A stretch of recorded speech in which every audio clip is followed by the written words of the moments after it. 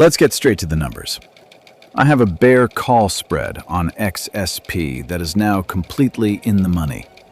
The price is at 745, blowing past both my 743 and 744 strikes.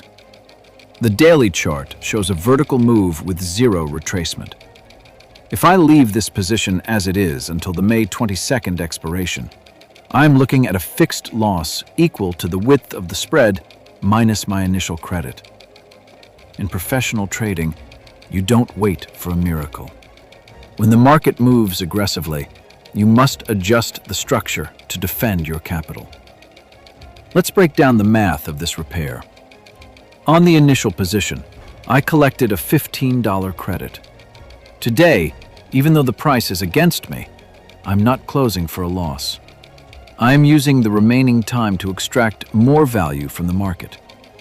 Through this rollout maneuver, I just collected an additional $44 credit.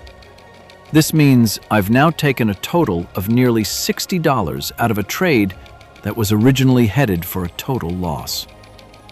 Here's the execution.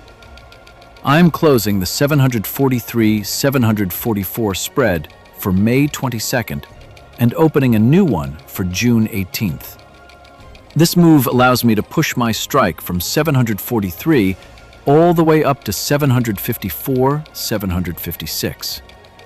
I just bought myself an 11-point cushion compared to where I was before.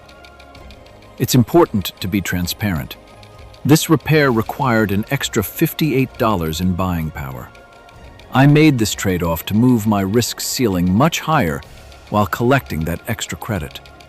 This is what it means to keep the ball in play. I transformed an imminent loss into a fresh start with a much higher total credit and a safer entry point. Now, the plan is simple.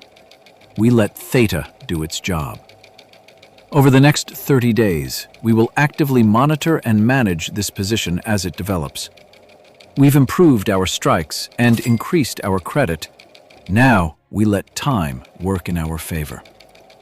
In the next video, we're putting strategies aside to talk strictly about risk management, how to size your positions so that no market move can ever push you out of the game.